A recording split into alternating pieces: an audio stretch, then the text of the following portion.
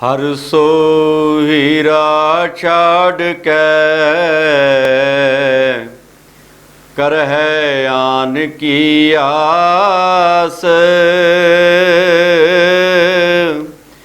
ते नर दोजक जाएंगे सत पाखै रवदास।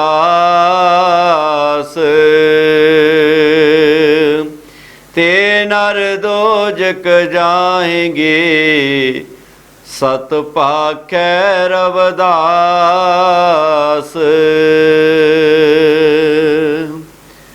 गुरु की प्यारी साध संगत जीओ, अज सतगुਰਾਂ ने बहुत किरपा की है कि समूह संगतां जुड़ करके सतगुਰਾਂ ਦੇ पावन बख्शिश कीते उपदेश सरवण कर रहे हो।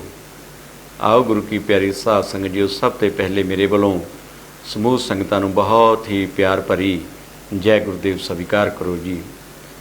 आओ सारी संगत गुरु चरनां नाल जुड़ करके सतगुरु के चरण कमलों का ध्यान लै करके जो सतगुरु सानूं पावन बाणी अमृत बाणी विच दर्ज अज दे इस शब्द अंदर उपदेश बख्शिश करते हैं, एक मंचित हो करके समूह संगतां सरवण करिए जी। देवण वाला देत है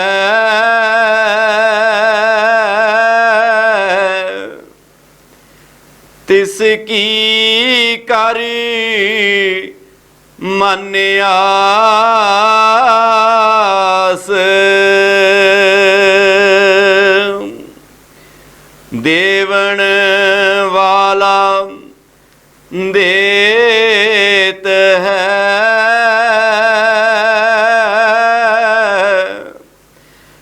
तिसकी कर मन आस। सर्व जुगी प्रतपालिया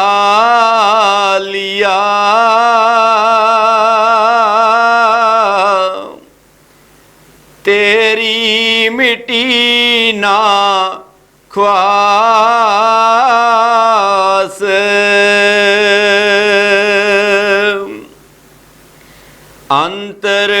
अंतर्यामी जानता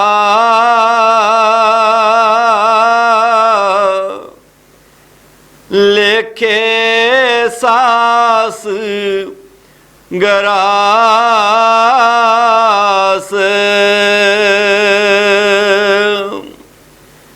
आज्ञा गुर की चित तर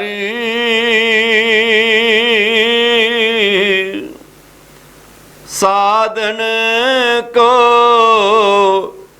रख पास।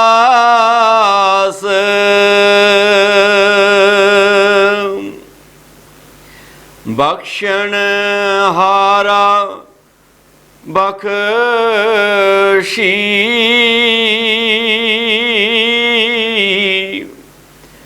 प्रभु का होए दास।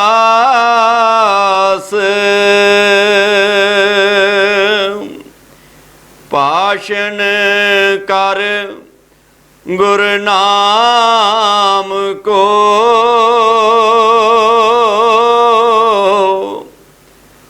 अंतर रख प्यास।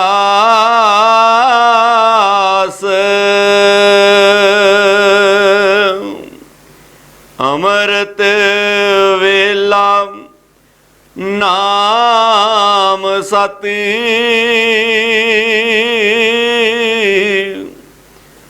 चार जुगों में पास।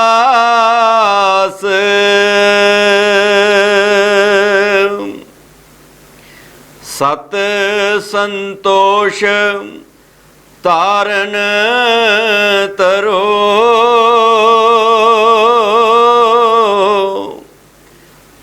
कहत भय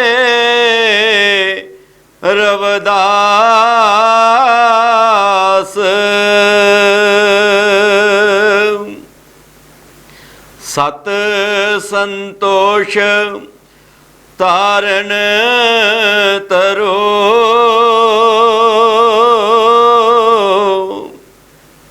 ਕਹਿਤੀ ਭੈ ਰਵਦਾਸ,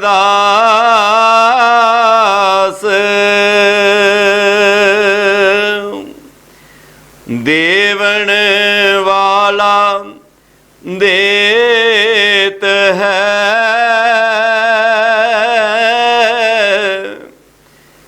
ਤਿਸ ਕੀ ਕਰ ਮਨ ਆਸ,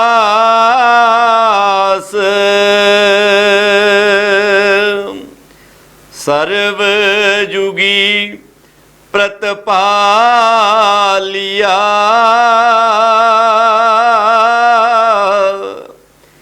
ਤੇਰੀ ਮਿਟੀ ਨਾ ਖਵਾਸ।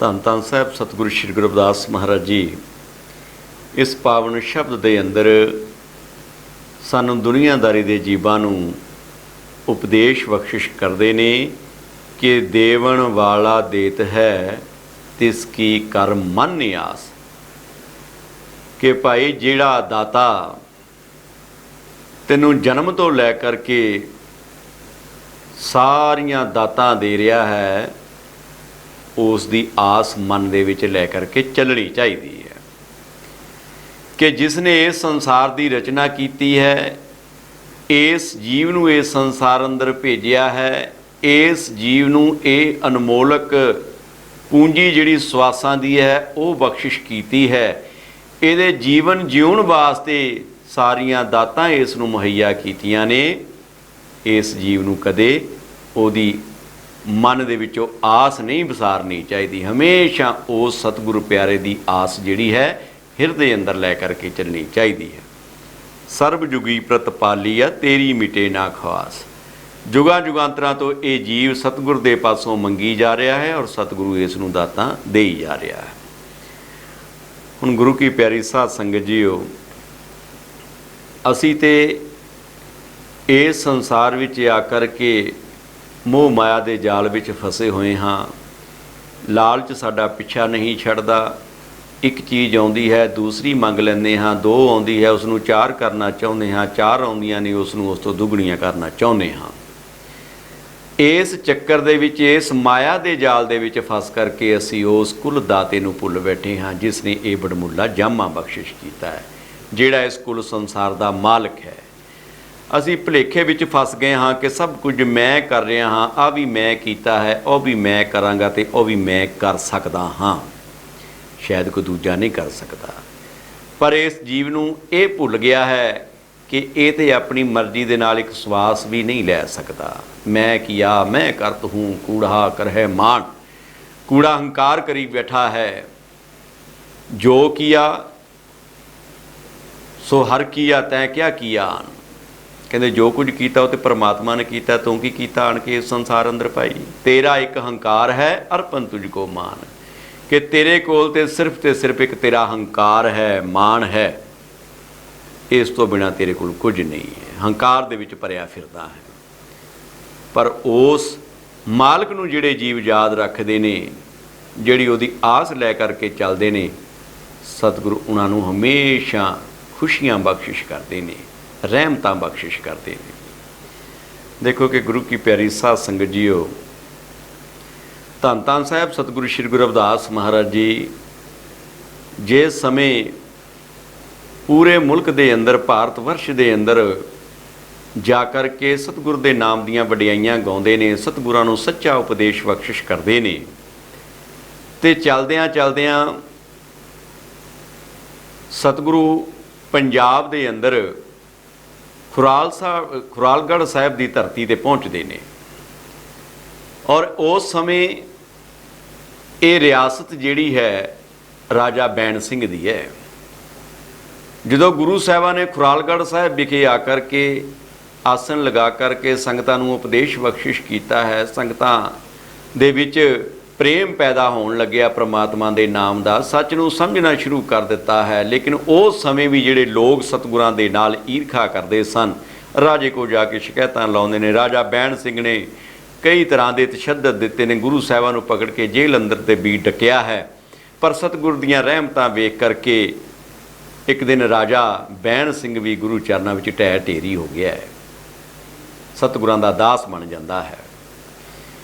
ਰਾਜਾ ਬੈਣ ਸਿੰਘ ਜਿਹੜਾ ਅਕਸਰ ਫਿਰ ਸਤਿਗੁਰਾਂ ਦੇ ਦਰਸ਼ਨ ਦੀਦਾਰਾਂ ਵਾਸਤੇ ਗੁਰੂ ਚਰਨਾਂ ਵਿੱਚ ਆਉਂਦਾ ਹੈ, ਇੱਕ ਦਿਨ ਸੰਗਤ ਵਿੱਚ ਬੈਠ ਕਰਕੇ ਸਤਿਗੁਰਾਂ ਦੇ ਬਚਨ ਸਰਵਣ ਕੀਤੇ ਔਰ ਬਚਨਾਂ ਤੋਂ ਉਪਰੰਤ ਗੁਰੂ ਚਰਨਾਂ ਵਿੱਚ ਬੇਨਤੀ ਕੀਤੀ ਕਿ ਸੱਚੇ ਪਾਤਸ਼ਾਹ, ਮੈਂ ਇਸ ਰਿਆਸਤ ਦਾ ਰਾਜਾ ਹਾਂ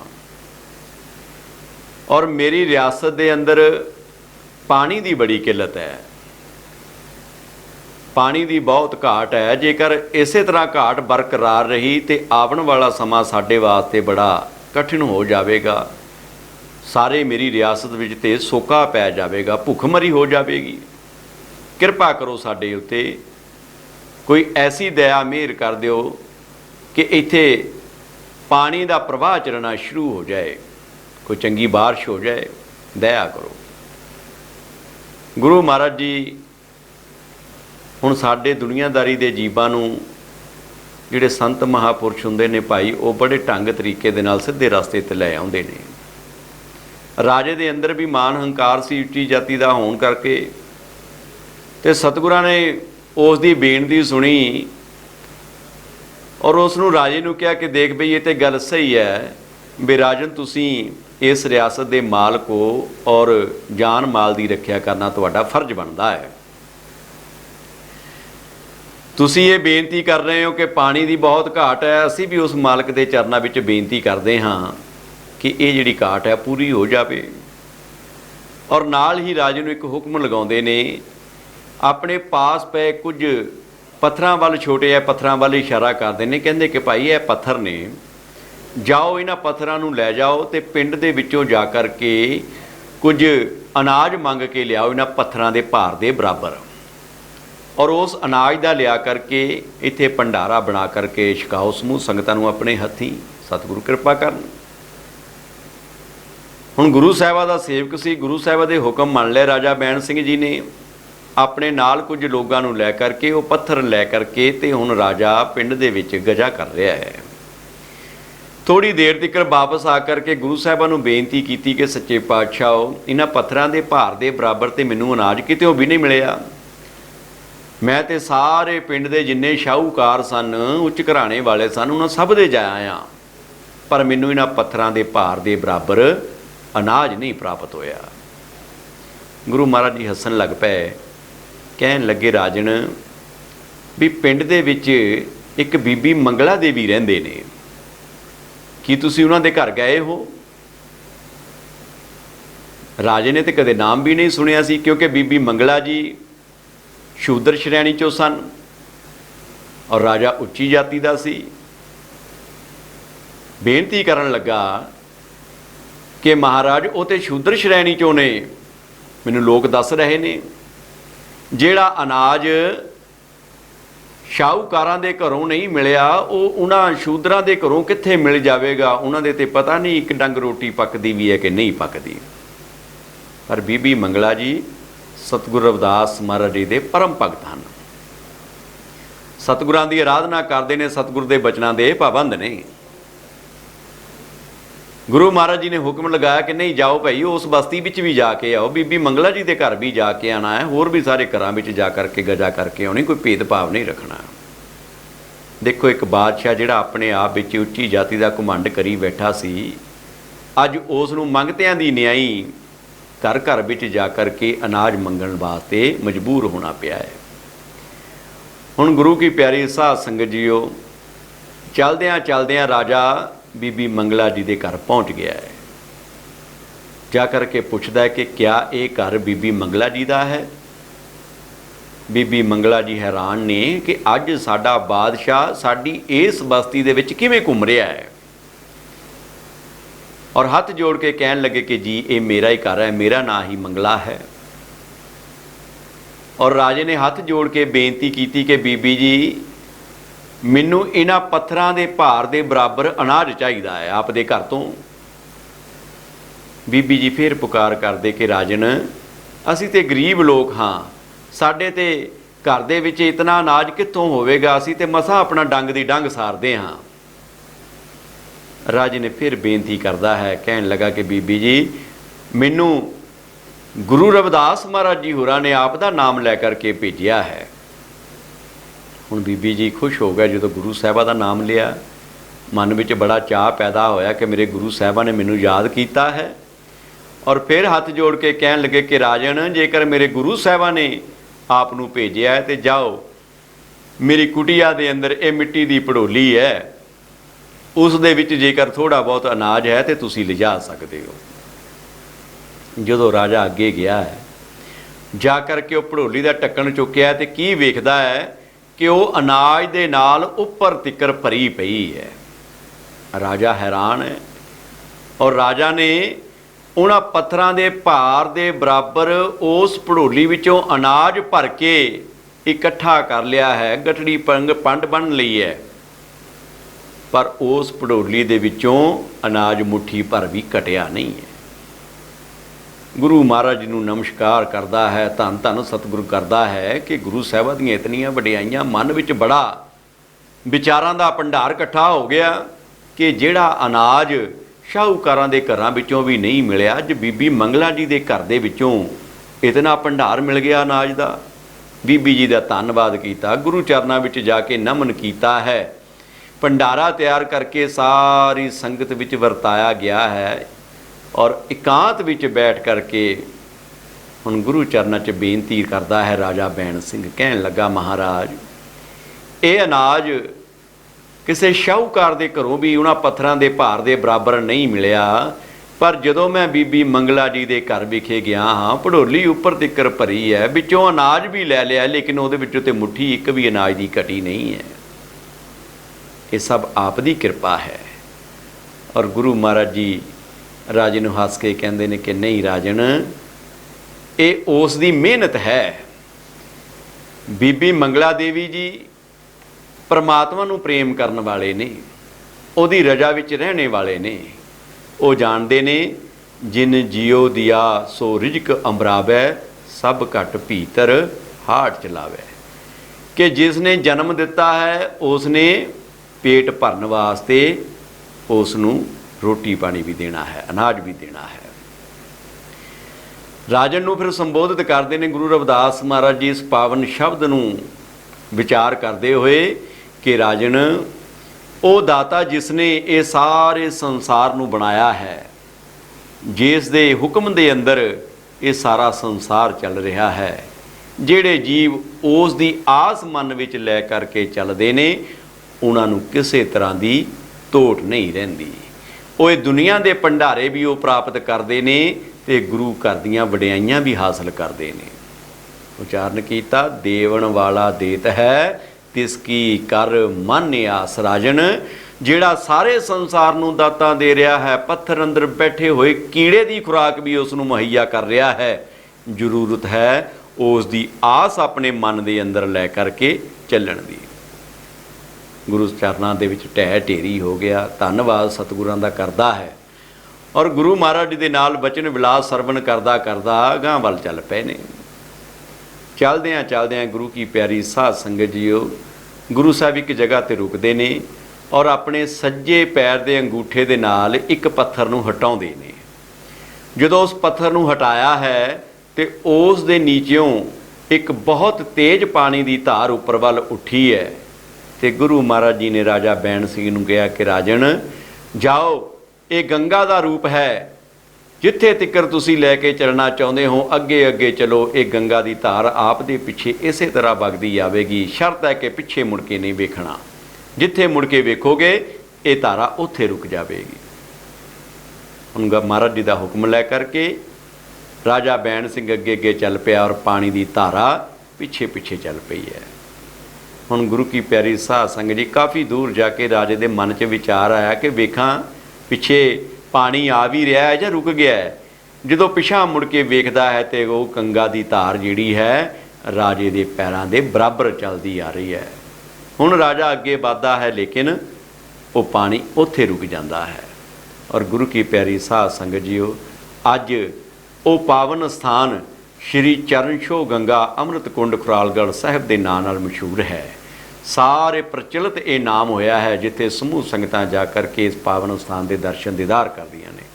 ਸੋ ਗੁਰੂ ਕੀ ਪਿਆਰੀ ਸਾਧ ਸੰਗਤ ਜੀ, ਗੁਰੂ ਮਹਾਰਾਜ ਜੀ ਨੇ ਰਾਜਾ ਬੈਣ ਸਿੰਘ ਨੂੰ ਉਪਦੇਸ਼ ਦਿੱਤਾ ਹੈ, ਸਾਰੇ ਸੰਸਾਰ ਦੇ ਜੀਵਾਂ ਨੂੰ ਉਪਦੇਸ਼ ਬਖਸ਼ਿਸ਼ ਕੀਤਾ ਹੈ ਕਿ ਭਾਈ, ਜਿਹੜਾ ਦਾਤਾ ਸਾਰੇ ਸੰਸਾਰ ਨੂੰ ਚਲਾ ਰਿਹਾ ਹੈ, ਜੇਕਰ ਇਹ ਜੀਵ ਉਸ ਦੀ ਆਸ ਮਨ ਦੇ ਅੰਦਰ ਲੈ ਕਰਕੇ ਚੱਲੇਗਾ ਤੇ ਹਮੇਸ਼ਾ ਆਨੰਦਮਈ ਅਵਸਥਾ ਵਿੱਚ ਰਹੇਗਾ, ਕਿਸੇ ਤਰ੍ਹਾਂ ਦੀ ਇਸ ਜੀਵ ਨੂੰ ਤੋਟ ਨਹੀਂ ਆਉਂਦੀ। ਪਰ ਅਸੀਂ ਸਤਿਗੁਰ ਨੂੰ ਭੁਲਾ ਕਰਕੇ ਮੈਂ ਮੇਰੀ ਵਿੱਚ ਲੱਗੇ ਹੋਏ ਹਾਂ ਵੀ ਇਹ ਵੀ ਮੈਂ ਕੀਤਾ ਹੈ, ਇਹ ਵੀ ਮੈਂ ਹੀ ਕੀਤਾ ਹੈ, ਇਹ ਮੇਰਾ ਹੈ, ਉਹ ਮੇਰਾ ਹੈ। ਅਸੀਂ ਹਉਮੈ ਵਿੱਚ ਭਿੱਜੇ ਫਿਰਦੇ ਹਾਂ, ਹੰਕਾਰ ਵਿੱਚ ਭਿੱਜੇ ਫਿਰਦੇ ਹਾਂ ਇਹਨਾਂ ਵਸਤੂਆਂ ਦੇ ਵਿੱਚ, ਪਰ ਇਹ ਨਹੀਂ ਜਾਣਦੇ ਕਿ ਦੇਵਨ ਵਾਲਾ ਜਦੋਂ ਦਿੰਦਾ ਹੈ ਤੇ ਬਹੁਤ ਦਿੰਦਾ ਹੈ, ਜਦੋਂ ਲੈਂਦਾ ਹੈ ਤੇ ਫਿਰ ਲੈਣ ਲੱਗਾ ਵੀ ਦੇਰੀ ਨਹੀਂ ਲਗਾਉਂਦਾ। देने पे आए तो ढेरों के ढेर देता है, लेने पे आ जाए तो चमड़ी भी उधेड़ देता है। सो गुरु की प्यारी साध संगत जीओ, लोड़ है सतगुर नाल सच्ची प्रीत पाउण दी, जिसने ये जीवन बख्शिश किया है उस दी आस मन दे अंदर जगाउण दी। असी भुल जाते हाँ। आओ एक उदाहरण लईए कि देखो, एक बच्चा जिस दे माता पिता दूर ने, ਉਹ ਹਰ ਰੋਜ਼ ਆਪਣੇ ਬੱਚੇ ਕੋਲ ਆਉਂਦੇ ਨੇ, ਰਾਤ ਰਹਿੰਦੇ ਨੇ, ਦਿਨੇ ਮੁੜ ਆਪਣੀ ਡਿਊਟੀ 'ਤੇ ਜਾਂਦੇ ਨੇ। ਔਰ ਇਸ ਬੱਚੇ ਨੂੰ ਬੱਚਾ ਸੰਭਾਲਣ ਵਾਸਤੇ ਜੋ ਘਰ ਦੇ ਵਿੱਚ ਆਇਆ ਰੱਖੀ ਹੋਈ ਹੈ, ਨੌਕਰਾਨੀ ਰੱਖੀ ਹੋਈ ਹੈ, ਉਹਦੀ ਸਾਂਭ ਸੰਭਾਲ ਵਾਸਤੇ ਬੀਬੀ ਰੱਖੀ ਹੈ, ਉਸ ਕੋਲ ਛੱਡ ਜਾਂਦੇ ਨੇ। ਹੁਣ ਇਹ ਬੀਬੀ ਬੱਚੇ ਨੂੰ ਬਾਅਦ ਵਿੱਚ ਖਿਡਾਉਣ ਵਾਸਤੇ ਉਸ ਨੂੰ ਤਰ੍ਹਾਂ ਤਰ੍ਹਾਂ ਦੇ ਖਿਡੌਣੇ ਦਿੰਦੀ ਹੈ, ਕੁਝ ਖਾਣ ਪੀਣ ਨੂੰ ਦਿੰਦੀ ਹੈ। ਜੇਕਰ ਬੱਚਾ ਉਹਨਾਂ ਖਾਣ ਪੀਣ ਵਾਲੀਆਂ ਚੀਜ਼ਾਂ ਵਿੱਚ ਮਸਤ ਹੋ ਜਾਂਦਾ ਹੈ, ਉਹਨਾਂ ਖਿਡੌਣਿਆਂ ਵਿੱਚ ਹੀ ਖੇਡਣ ਲੱਗ ਜਾਂਦਾ ਹੈ, ਤੇ ਮਾਤਾ ਪਿਤਾ ਬੇਫਿਕਰ ਰਹਿੰਦੇ ਨੇ ਕਿ ਬੱਚੇ ਨੂੰ ਸਾਡੀ ਕੋਈ ਚਿੰਤਾ ਨਹੀਂ ਹੈ। ਪਰ ਜੇਕਰ ਉਹ ਬੱਚਾ ਉਹਨਾਂ ਖਿਡੌਣਿਆਂ ਨੂੰ ਲੱਤ ਮਾਰਦਾ ਹੈ, ਖਾਣ ਪੀਣ ਵਾਲੀਆਂ ਚੀਜ਼ਾਂ ਨੂੰ ਮੂੰਹ ਨਹੀਂ ਲਗਾਉਂਦਾ ਹੈ, ਸਿਰਫ ਆਪਣੇ ਮਾਤਾ ਪਿਤਾ ਨੂੰ ਮਿਲਣ ਵਾਸਤੇ ਰੋਂਦਾ ਹੈ, ਤਾਹਾਂ ਮਾਰਦਾ ਹੈ, ਉਸ ਆਇਆ ਦਾ ਕਹਿਣਾ ਨਹੀਂ ਮੰਨਦਾ, ਤੇ ਫਿਰ ਇੱਕ ਦਿਨ ਮਾਤਾ ਪਿਤਾ ਦੌੜ ਕੇ ਆ ਕਰਕੇ ਉਸ ਬੱਚੇ ਨੂੰ ਆਪਣੇ ਗਲ ਨਾਲ ਲਗਾ ਲੈਂਦੇ ਨੇ, ਆਇਆ ਵੀ ਉਸ ਦਾ ਸਾਥ ਛੱਡ ਦਿੰਦੀ ਹੈ। ਇਸੇ ਤਰ੍ਹਾਂ ਜੇਕਰ ਅਸੀਂ ਦੁਨੀਆਦਾਰੀ ਦੇ ਜੀਵ ਭਾਈ ਇਸ ਸੰਸਾਰ ਦਾ ਮੋਹ ਤਿਆਗਦੇ, ਆਪਣੇ ਦੁਨੀਆਦਾਰੀ ਦੇ ਧੰਦੇ ਵੀ ਕਰਦੇ ਜਾਈਏ, ਪਰ ਇਸ ਦੇ ਨਾਲ ਉਹ ਪ੍ਰੇਮ ਨਾ ਪਾਈਏ ਜਿਹੜਾ ਸੱਚਾ ਪ੍ਰੇਮ ਅਸੀਂ ਆਪਣੇ ਸਤਿਗੁਰ ਨਾਲ ਪਾਉਣਾ ਹੈ।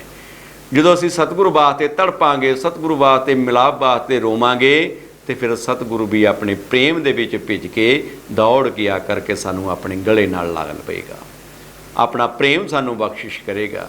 ਇਸ ਲਈ ਗੁਰੂ ਕੀ ਪਿਆਰੀ ਸਾਧ ਸੰਗਤ ਜੀ, ਗੁਰੂ ਸਾਹਿਬ ਕਹਿੰਦੇ ਨੇ, ਸਰਬ ਜੁਗੀ ਪ੍ਰਤਪਾਲੀ ਆ ਤੇਰੀ ਮਿਟੇ ਨਾ ਖੁਆਸ਼, ਕਿ ਜੁਗਾਂ ਜਗਾਂਤਰਾਂ ਤੋਂ ਜੀਵ ਇਸ ਸੰਸਾਰ ਵਿੱਚ ਜਨਮ ਲਈ ਜਾਂਦਾ ਹੈ, ਔਰ ਦਾਤਾਂ ਦੇਵਣ ਵਾਲਾ ਇਸ ਜੀਵ ਨੂੰ ਦਾਤਾਂ ਦੇਈ ਜਾਂਦਾ ਹੈ।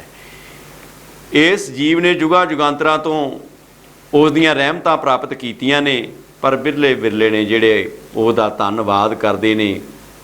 ਗੁਰੂ ਮਹਾਰਾਜ ਜੀ ਬਾਣੀ 'ਚ ਉਚਾਰਨ ਕਰਦੇ ਨੇ ਕਿ ਦੇਂਦਾ ਦੇ ਲੈਂਦੇ ਥੱਕ ਪਾਏ, ਜੁਗਾਂ ਜੁਗਾਂਤਰ ਖਾਹੀ ਖਾਏ, ਕਿ ਉਹ ਤੇ ਜੁਗਾਂ ਜੁਗਾਂਤਰਾਂ ਤੋਂ ਦੇਈ ਜਾਂਦਾ ਹੈ, ਜੀਵ ਝੋਲੀਆਂ ਭਰੀ ਜਾਂਦਾ ਹੈ, ਬਿਰਲੇ ਜੀਵ ਨੇ ਜਿਹੜਾ ਉਸ ਦਾ ਸ਼ੁਕਰਾਨਾ ਕਰਦੇ ਨੇ। ਅੰਤਰ ਜਾਮੀ ਜਾਣਤਾ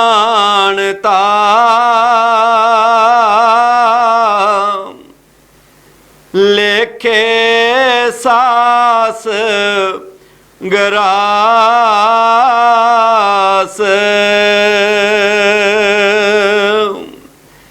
ਆਗਿਆ ਗੁਰ ਕੀ ਚਿਤ ਧਰੀ, ਸਾਧਨ ਕੋ ਰਖ ਪਾਸ।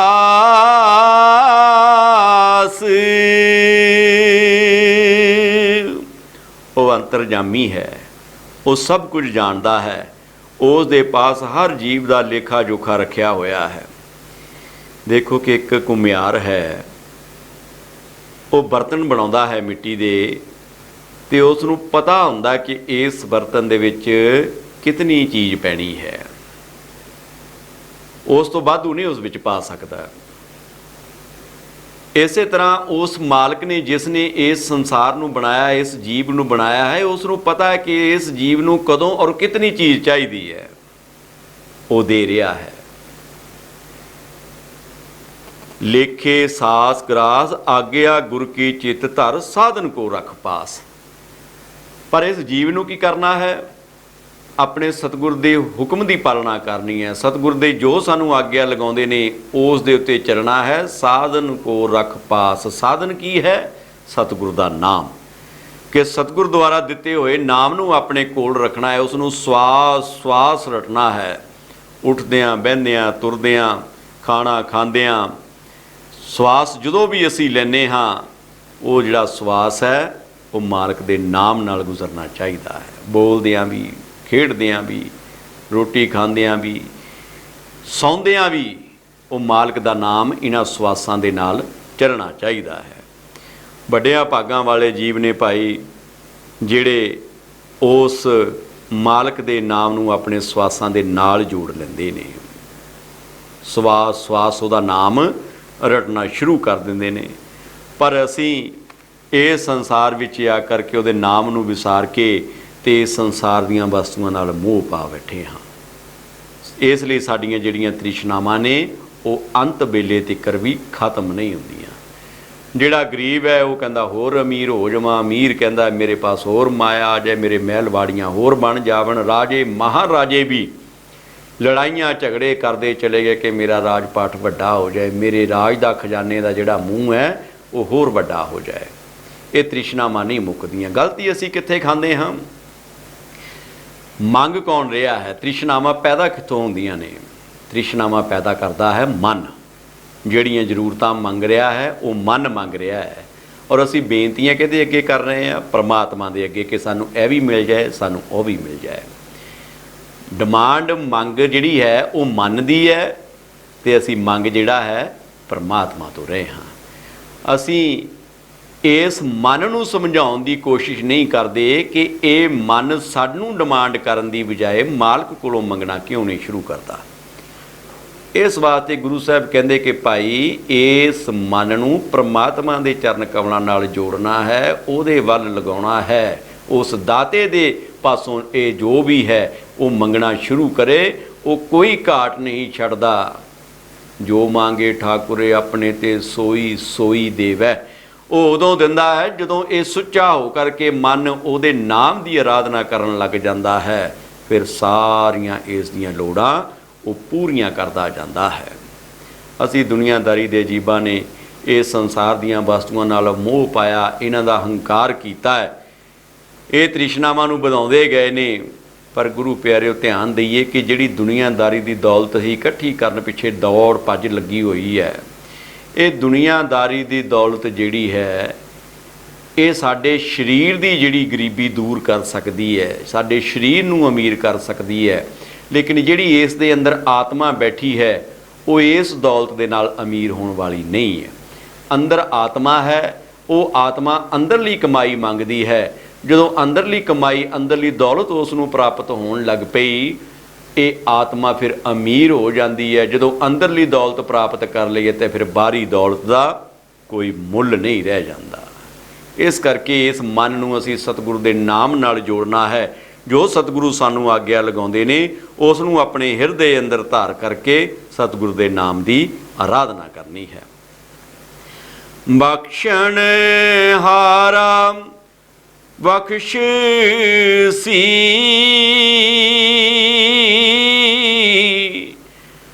ਪ੍ਰਭੂ ਕਾ ਹੋਏ ਦਾਸ।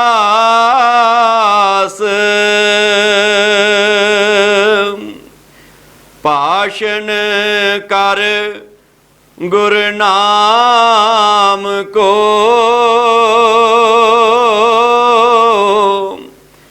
ਅੰਤਰ ਰਖ ਪਿਆਸ।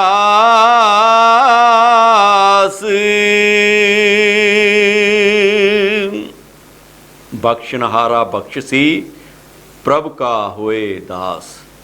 ਜਿਹੜੇ ਪ੍ਰਭੂ ਦੇ ਦਾਸ ਹੋ ਜਾਂਦੇ ਨੇ, ਜਿਹੜੇ ਪ੍ਰਭੂ ਦੇ ਹੁਕਮ ਦੇ ਗੁਲਾਮ ਹੋ ਜਾਂਦੇ ਨੇ, ਜਿਹੜੇ ਸਤਿਗੁਰ ਦੇ ਚਰਨ ਕਮਲਾਂ ਦੇ ਸੇਵਕ ਬਣ ਜਾਂਦੇ ਨੇ, ਉਹਨਾਂ ਦੇ ਸਾਰੇ ਐਬ ਗੁਨਾਹ ਸਤਿਗੁਰੂ ਬਖਸ਼ ਕਰ ਦਿੰਦੇ ਨੇ, ਬਖਸ਼ ਦਿੰਦੇ ਨੇ, ਮੁਆਫ ਕਰ ਦਿੰਦੇ ਨੇ। ਉਹ ਸਾਰੇ ਐਬ ਗੁਨਾਹਾਂ ਨੂੰ ਮੁਆਫ ਕਰਕੇ ਤੇ ਰੂਹਾਨੀਅਤ ਦੀ ਦੌਲਤ ਨਾਲ ਭਰਪੂਰ ਕਰ ਦਿੰਦੇ ਨੇ। ਬਖਸ਼ਨਹਾਰਾ ਬਖਸ਼ਸੀ ਪ੍ਰਭੂ ਕਾ ਹੋਏ ਦਾਸ, ਭਾਸ਼ਣ ਕਰ ਗੁਰੂ ਨਾਮ ਕੋ ਅੰਤਰ ਰੱਖ ਪਿਆਸ। ਉਸ ਸਤਿਗੁਰੂ ਦੇ ਨਾਮ ਨੂੰ ਇਸ ਮਨ ਦੇ ਨਾਲ ਜੋੜਨਾ ਹੈ, ਇਸ ਮਨ ਨੂੰ ਨਾਮ ਦੇ ਨਾਲ ਜੋੜਨਾ ਹੈ, ਉਸ ਨਾਮ ਨੂੰ ਅਸੀਂ ਸਵਾਸਾਂ ਨਾਲ ਜੋੜਨਾ ਹੈ ਔਰ ਮਾਲਕ ਦੇ ਦਰਸ਼ਨਾਂ ਦੀ ਪਿਆਸ ਹਮੇਸ਼ਾ ਆਪਣੇ ਅੰਦਰ ਬਣਾ ਕਰਕੇ ਰੱਖਣੀ ਹੈ। ਉਹਦੇ ਸਰੂਪ ਨੂੰ ਆਪਣੇ ਹਿਰਦੇ ਅੰਦਰ ਵਸਾਉਣਾ ਹੈ। ਭਾਸ਼ਣ ਕਰ ਗੁਰੂ ਨਾਮ ਕੋ ਅੰਤਰ ਰੱਖ ਪਿਆਸ, ਉਹਦੇ ਨਾਮ ਦੀ ਮਹਿਮਾ ਗਾਉਣਿਆ ਆਪਣੇ ਸਤਿਗੁਰੂ ਦੇ ਦਰਸ਼ਨਾਂ ਦੀ ਪਿਆਸ ਆਪਣੇ ਹਿਰਦੇ ਅੰਦਰ ਹਮੇਸ਼ਾ ਬਣਾ ਕਰਕੇ ਰੱਖਣੀ ਹੈ, ਜਿਸ ਨੇ ਇਹ ਸਾਨੂੰ ਸਾਰੀਆਂ ਜੁਨੀਆਂ ਤੋਂ ਉੱਤਮ ਜਾਮਾ ਮਾਨਸ ਦੇਹੀ ਬਖਸ਼ਿਸ਼ ਕੀਤੀ ਹੈ। ਇਸ ਦੇਹੀ ਦੇ ਵਿੱਚ ਬੈਠ ਕੇ ਸਤਿਗੁਰ ਨੇ ਸਾਨੂੰ ਉਹ ਸੋਝੀ ਬਖਸ਼ਿਸ਼ ਕਰ ਦਿੱਤੀ ਹੈ, ਜਿਸ ਸੋਝੀ ਦੇ ਸਦਕਾ ਅਸੀਂ ਪਰਮਾਤਮਾ ਦੇ ਨਾਲ ਮਿਲਾਪ ਕਰ ਸਕਦੇ ਹਾਂ। ਤ੍ਰਿਸ਼ਨਾਵਾਂ ਤੇ ਭਾਈ ਕਦੇ ਕਿਸੇ ਦੀਆਂ ਖਤਮ ਨਹੀਂ ਹੋਣੀਆਂ, ਇਹ ਤ੍ਰਿਸ਼ਨਾਵਾਂ ਇਸੇ ਤਰ੍ਹਾਂ ਚੱਲੀ ਜਾਣੀਆਂ। ਗੁਰੂ ਮਹਾਰਾਜ ਜੀ ਕਹਿੰਦੇ ਕਦੋਂ ਤ੍ਰਿਸ਼ਨਾ ਮੁੱਕਦੀ ਹੈ? ਕਹੋ ਰਵਿਦਾਸ ਅਬ ਤ੍ਰਿਸ਼ਨਾ ਚੂਕੀ, ਜਪ ਮੁਕੰਦ ਸੇਵਾ ਤਾਹੂ ਕੀ। ਜਦੋਂ ਉਸ ਪਰਮਾਤਮਾ ਦੇ ਨਾਮ ਦੇ ਨਾਲ ਜੁੜ ਗਏ, ਉਹਦੇ ਨਾਮ ਦੀ ਆਰਾਧਨਾ ਕੀਤੀ ਹੈ, ਫਿਰ ਸਾਰੀਆਂ ਤ੍ਰਿਸ਼ਨਾਵਾਂ ਨਾਸ਼ ਹੋ ਜਾਂਦੀਆਂ ਨੇ। ਫਿਰ ਕਿਸੇ ਵੀ ਦੁਨੀਆਦਾਰੀ ਦੀ ਚੀਜ਼ ਦੀ, ਕਿਸੇ ਪ੍ਰਕਾਰ ਦੀ ਕੋਈ ਭੁੱਖ ਵਾਕੀ ਨਹੀਂ ਬਚਦੀ। ਅੰਮ੍ਰਿਤ ਵੇਲਾ ਨਾਮ ਸਤਿ, चारि जुगों में पास,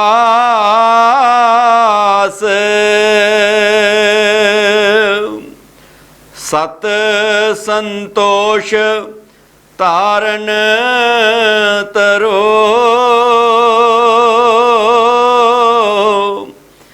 कहती भय रवदास।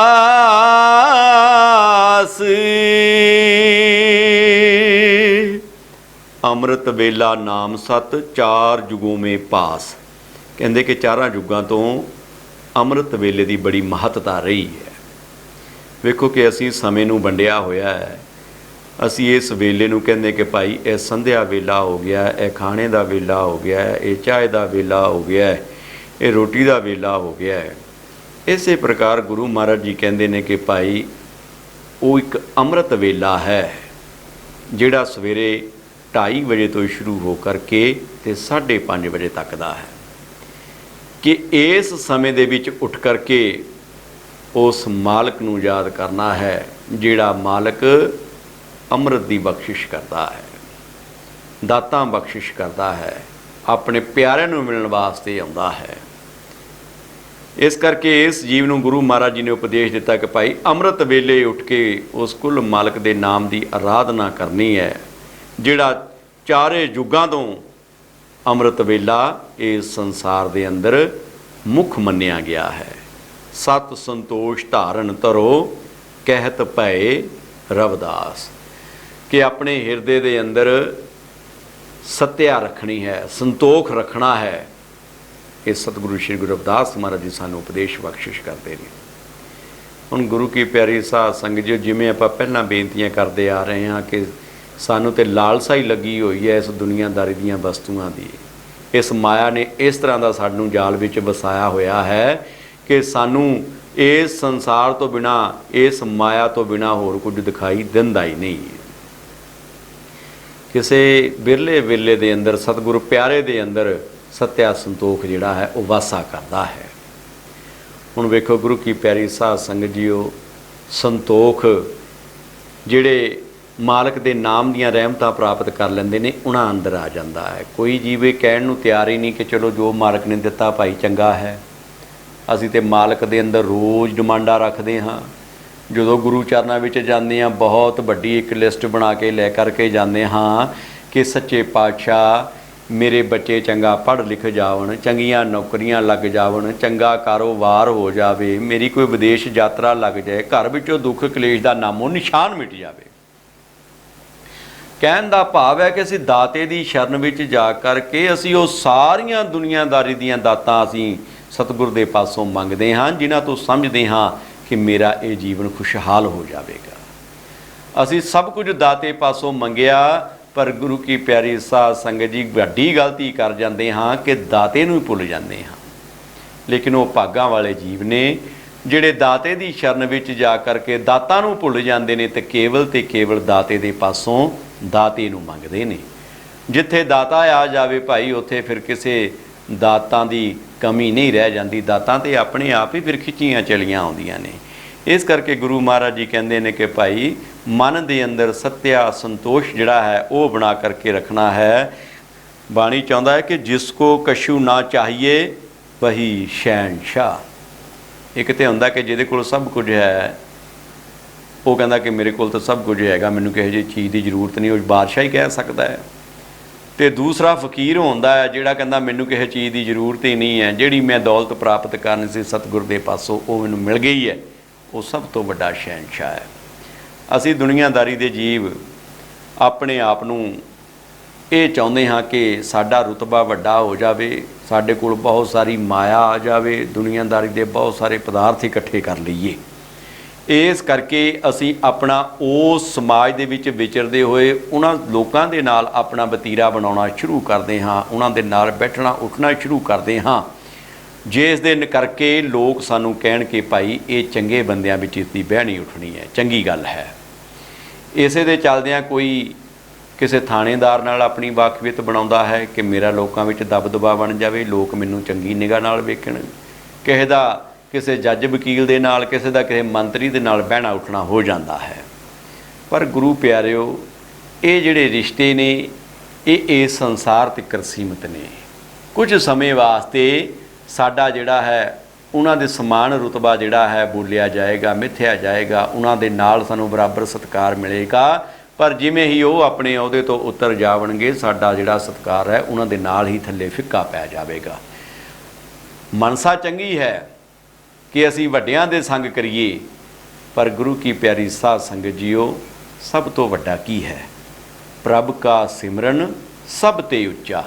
ਜੇ ਅਸੀਂ ਉਹਦੇ ਨਾਲ ਜੁੜ ਜਾਈਏ, ਉਹਦੇ ਨਾਲ ਪ੍ਰੇਮ ਪਾ ਲਈਏ, ਉਹਦਾ ਸੰਗ ਕਰ ਬੈਠੀਏ, ਤੇ ਉਹ ਕਦੇ ਫਿਰ ਆਪਣਾ ਸਥਾਨ ਛੱਡਦਾ ਨਹੀਂ ਹੈ। ਉਹ ਕਦੇ ਨਾ ਆਪ ਨੀਚੇ ਆਉਂਦਾ ਹੈ ਪ੍ਰਭੂ ਦਾ, ਪਰਮਾਤਮਾ ਦਾ ਨਾਮ, ਤੇ ਨਾ ਕਦੀ ਆਪਣੇ ਨਾਲ ਜੁੜਿਆ ਹੋਇਆਂ ਨੂੰ ਨੀਚੇ ਆਉਣ ਦਿੰਦਾ ਹੈ। ਹਮੇਸ਼ਾ ਉਹ ਉੱਚਾ ਹੈ, ਸੁੱਚਾ ਹੈ, ਔਰ ਜਿਹੜੇ ਉਹਦੇ ਨਾਲ ਜੁੜ ਜਾਂਦੇ ਨੇ ਉਹ ਵੀ ਉਸ ਅਵਸਥਾ ਵਿੱਚ ਪਹੁੰਚ ਜਾਂਦੇ ਨੇ। ਇਸ ਲਈ ਗੁਰੂ ਕੀ ਪਿਆਰੀ ਸਾਧ ਸੰਗਤ ਜੀ, ਗੁਰੂ ਸਾਹਿਬ ਕਹਿੰਦੇ ਨੇ ਕਿ ਭਾਈ ਇਸ ਦੁਨੀਆ ਦੇ ਵਿੱਚ ਰਹਿ ਕਰਕੇ ਆਪਣਾ ਉਸ ਮਾਲਕ ਦੇ ਨਾਮ ਦੇ ਨਾਲ ਆਪਣਾ ਜੀਵਨ ਬਤੀਤ ਕਰਨਾ ਹੈ। ਜਿਸ ਪਰਮਾਤਮਾ ਨੇ ਇਸ ਜੀਵ ਨੂੰ ਇਹ ਦਾਤਾਂ ਬਖਸ਼ਿਸ਼ ਕੀਤੀਆਂ ਨੇ, ਉਸ ਦਾ ਧਿਆਨ ਲੈਣਾ ਚਾਹੀਦਾ ਹੈ। ਸੱਚੀ ਪ੍ਰੀਤ ਗੁਰੂ ਚਰਨਾਂ ਨਾਲ ਪਾ ਕਰਕੇ ਉਹਦੇ ਨਾਮ ਦੀ ਆਰਾਧਨਾ ਕਰਨੀ ਹੈ। ਸਤਿਗੁਰੂ ਸਭ ਕੁਝ ਦੇਵਣ ਵਾਲਾ ਹੈ। ਹੁਣ ਵੇਖੋ, ਹੋਰ ਇੱਕ ਥੋੜ੍ਹੀ ਜਿਹੀ ਉਦਾਹਰਣ ਲੈ ਲਈਏ ਕਿ ਅਸੀਂ ਸਤਿਗੁਰੂ ਦੇ ਚਰਨਾਂ ਵਿੱਚ ਜਾਂਦੇ ਵੀ ਹਾਂ। ਕਈ ਵਾਰ ਸਾਡੀ ਟੇਕ ਮਜ਼ਬੂਤ ਨਹੀਂ ਹੁੰਦੀ, ਟੇਕ ਮਜ਼ਬੂਤ ਨਹੀਂ ਹੁੰਦੀ, ਅਤੇ ਉਹਦੇ ਕਰਕੇ ਜਿਹੜੀ ਸਤਿਗੁਰੂ ਸਾਡੇ ਲਈ ਦਇਆ ਲੈ ਕਰਕੇ ਖੜ੍ਹੇ ਨੇ, ਅਸੀਂ ਉਹ ਦਇਆ ਵੀ ਪ੍ਰਾਪਤ ਨਹੀਂ ਕਰ ਪਾਉਂਦੇ। ਜਾਂਦੇ ਵੀ ਅਸੀਂ ਸਮੇਂ-ਸਮੇਂ 'ਤੇ ਆਪਣੇ ਸਤਿਗੁਰ ਦੇ ਪਾਸ ਹਾਂ। ਇੱਕ ਉਦਾਹਰਨ ਹੈ ਕਿ ਇੱਕ ਬੀਬੀ ਜੀ ਜਿਹੜੇ ਗੁਰੂ ਮਹਾਰਾਜ ਜੀ ਨਾਲ ਬਹੁਤ ਪ੍ਰੇਮ ਕਰਦੇ ਨੇ, ਦੋਨੋਂ ਮੀਆਂ ਬੀਬੀ ਅਕਸਰ ਆਪਣੇ ਗੁਰੂ ਮਹਾਰਾਜ ਕੋਲ ਆਉਂਦੇ ਨੇ, ਪਰ ਟੇਕ ਮਜ਼ਬੂਤ ਨਹੀਂ ਹੈ। ਜਦੋਂ ਇੱਦਾਂ ਦੇ ਜੀਵ ਹੁੰਦੇ ਨੇ ਤਾਂ ਸਤਿਗੁਰੂ ਉਹਨਾਂ ਨੂੰ ਹੌਲੀ-ਹੌਲੀ ਕਰਕੇ ਰਸਤੇ 'ਤੇ ਲੈ ਆਉਂਦੇ ਨੇ। ਇਹਨਾਂ ਮੀਆਂ ਬੀਬੀ ਦੇ ਕੋਈ ਬੱਚਾ ਨਹੀਂ ਹੈ, ਸ਼ਾਦੀ ਨੂੰ ਵੀ ਕਾਫੀ ਅਰਸਾ ਹੋ ਗਿਆ ਹੈ, ਕਈ ਸਾਲ ਬੀਤ ਗਏ ਨੇ। ਗੁਰੂ ਮਹਾਰਾਜ ਕੋਲ ਬੇਨਤੀਆਂ ਕਰਦੇ ਨੇ ਕਿ ਸੱਚੇ ਪਾਤਸ਼ਾਹ ਸਾਡੀ ਝੋਲੀ 'ਚ ਵੀ ਖੈਰ ਪਾ ਦਿਓ। ਅਤੇ ਉਹਨਾਂ ਦੇ ਮਹਾਂਪੁਰਸ਼ ਜਿਹੜੇ ਨੇ ਉਹ ਅਕਸਰ ਕਹਿੰਦੇ ਕਿ ਭਾਈ ਇਹ ਤਾਂ ਪਿਤਾ ਪਰਮੇਸ਼ਵਰ ਬਖਸ਼ਿਸ਼ ਕਰਦੇ ਨੇ ਦਾਤਾਂ, ਅਸੀਂ ਵੀ ਉਹਦੇ ਮਾਲਕ ਦੇ ਚਰਨਾਂ 'ਚ ਬੇਨਤੀਆਂ ਕਰਦੇ ਹਾਂ, ਤੁਸੀਂ ਵੀ ਬੇਨਤੀ ਕਰੋ। ਕਿਉਂਕਿ ਸੰਤ ਮਹਾਂਪੁਰਸ਼ ਹਮੇਸ਼ਾ ਉਸ ਕੋਲ ਮਾਲਕ ਦੀਆਂ ਵਡਿਆਈਆਂ ਗਾਉਂਦੇ ਨੇ, ਉਹਦੀ ਮਹਿਮਾ ਕਰਦੇ ਨੇ, ਵੱਡਿਆਂ ਦੀਆਂ ਵਡਿਆਈਆਂ ਗਾਉਂਦੇ ਨੇ। ਹੁਣ ਗੁਰੂ ਕੀ ਪਿਆਰੀ ਸਾਧ ਸੰਗਤ ਜੀਓ, ਇਹ ਟੇਕ ਮਜ਼ਬੂਤ ਹੋਣ ਨਾ ਕਰਕੇ ਇਹ ਮੀਆਂ ਬੀਬੀ ਕਦੇ ਕਿਸੇ ਕੋਲ ਜਾ ਕਰਕੇ ਉਪਾਅ ਕਰਾਉਂਦੇ ਨੇ, ਕਦੇ ਕਿਸੇ ਸਿਆਣੇ ਕੋਲ ਚਲੇ ਗਏ, ਕਦੇ ਕਿਸੇ ਕੋਲੋਂ ਜੰਤਰੀਆਂ ਖਿਲਾਉਂਦੇ ਨੇ, ਕਦੇ ਕਿਸੇ ਕੋਲੋਂ ਕੋਈ ਟਾਲੇ ਕਰਵਾਉਂਦੇ ਨੇ। ਅੱਜ ਗੁਰੂ ਸਾਹਿਬ ਕਿਤੇ ਘੁੰਮਦੇ ਘੁਮਾਉਂਦੇ ਇਹਨਾਂ ਦੇ ਨਗਰ ਵਿੱਚੋਂ ਗੁਜ਼ਰੇ ਤੇ ਉਹਨਾਂ ਦੇ ਘਰ ਵੱਲ ਦੀ ਹੁੰਦੇ ਗਏ। ਘਰ ਵਿੱਚ ਕੁਦਰਤੀ ਦੋਨੋਂ ਮੀਆਂ ਬੀਬੀ ਬੈਠੇ ਨੇ। ਬੜਾ ਖੁਸ਼ ਹੋਇਆ ਮਨ ਕਿ ਅੱਜ ਸਾਡੇ ਮਹਾਂਪੁਰਸ਼ ਸਾਡੇ ਗ੍ਰਹਿ ਵਿਖੇ ਆਏ ਨੇ। ਜਲ ਪਾਣ ਛਕਾਇਆ ਹੈ। ਫਿਰ ਬੇਨਤੀ ਕੀਤੀ, ਸੱਚੇ ਪਾਤਸ਼ਾਹ ਦੇਖੋ ਆਪਨੇ ਸਾਨੂੰ ਘਰ ਬਖਸ਼ਿਸ਼ ਕੀਤਾ ਹੋਇਆ ਹੈ, ਦੋਨੋਂ ਮੀਆਂ ਬੀਬੀ ਬੈਠੇ ਹਾਂ, ਸਾਡੇ ਤੇ ਕਿਰਪਾ ਕਰੋ। ਹੁਣ ਮਹਾਰਾਜ ਜੀ ਹੋਰਾਂ ਨੇ ਕਿਹਾ ਕਿ ਲਿਆਓ ਬਈ ਇੱਕ ਪੈਨ ਔਰ ਇੱਕ ਕਾਗਜ਼ ਦਿਓ, ਕਿਉਂਕਿ ਇਹਨਾਂ ਦਾ ਢੰਗ ਤਰੀਕਾ ਸੰਤਾਂ ਮਹਾਂਪੁਰਸ਼ਾਂ ਦਾ ਅਲੱਗ ਹੁੰਦਾ ਹੈ ਸਾਨੂੰ ਰਸਤੇ ਤੇ ਲਿਆਉਣ ਦਾ। ਜਦੋਂ ਕਾਗਜ਼ ਪੈਨ ਲਿਆ ਹੈ ਉਸ ਦੇ ਉੱਪਰ ਕੁਝ ਲਿਖ ਕੇ ਉਸ ਨੂੰ ਬੰਦ ਕਰਕੇ ਤੇ ਕਹਿ ਤਾ ਕਿ ਬੇਟਾ ਇਹ ਤਵੀਜ਼ ਹੈ, ਇਸ ਨੂੰ ਆਪਣੀ ਬਾਂਹ ਨਾਲ ਬੰਨ੍ਹ ਲੈਣਾ ਹੈ।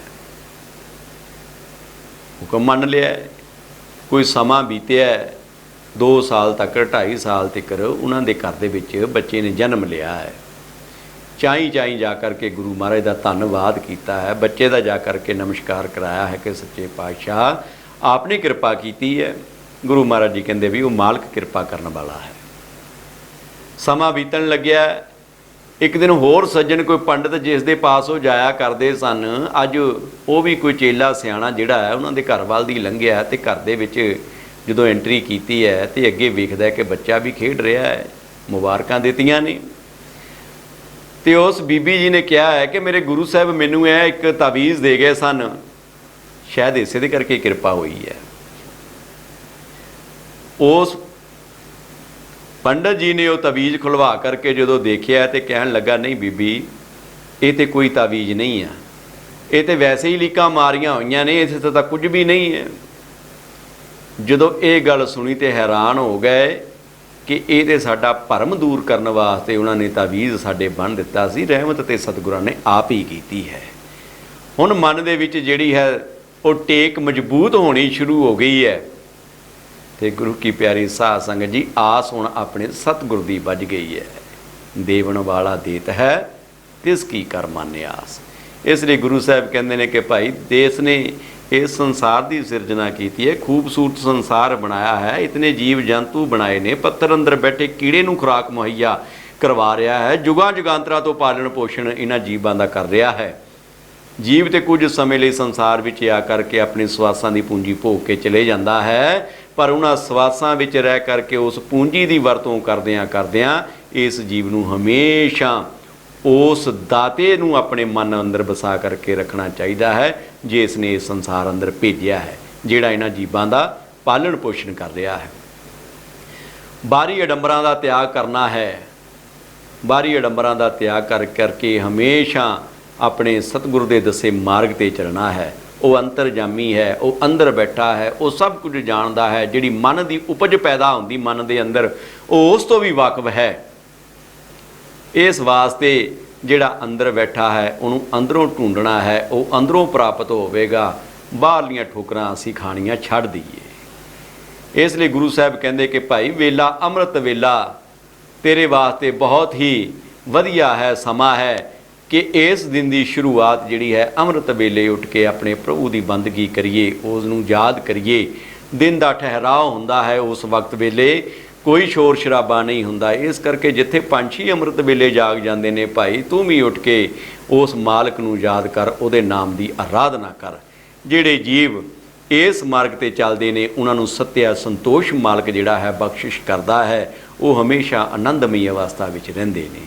ਸੋ ਗੁਰੂ ਕੀ ਪਿਆਰੀ ਸਾਧ ਸੰਗਤ ਜੀਓ, ਜੋ ਸਤਿਗੁਰੂ ਸ਼੍ਰੀ ਗੁਰੂ ਰਵਿਦਾਸ ਮਹਾਰਾਜ ਜੀ ਇਸ ਪਾਵਨ ਸ਼ਬਦ ਦੇ ਅੰਦਰ ਸਾਨੂੰ ਉਪਦੇਸ਼ ਬਖਸ਼ਿਸ਼ ਕਰਦੇ ਨੇ, ਇੱਕ ਮਨਚਿਤ ਹੋ ਕਰਕੇ ਉਸ 'ਤੇ ਅਮਲ ਕਰਨ ਦੀ ਅਸੀਂ ਕੋਸ਼ਿਸ਼ ਕਰੀਏ ਔਰ ਗੁਰੂ ਚਰਨਾਂ ਵਿੱਚ ਬੇਨਤੀ ਕਰੀਏ ਕਿ ਸੱਚੇ ਪਾਤਸ਼ਾਹ ਅਸੀਂ ਇਸ ਸੰਸਾਰ ਦੇ ਵਿੱਚ ਭੁੱਲੇ ਭਟਕੇ ਫਿਰਦੇ ਹਾਂ, ਸਾਡੇ 'ਤੇ ਕਿਰਪਾ ਦਇਆ ਮਿਹਰ ਕਰੋ। ਆਪ ਦੁਆਰਾ ਦਰਸਾਏ ਮਾਰਗ 'ਤੇ ਚੱਲਣ ਦੀ ਸਮਤ ਬਖਸ਼ਿਸ਼ ਕਰੋ। ਆਪਣਾ ਨਾਮ ਜਪਾਓ, ਆਪਣੇ ਦਰਸ ਦਿਖਾਓ। ਜੈ ਗੁਰੂਦੇਵ, ਧੰਨ ਗੁਰੂਦੇਵ।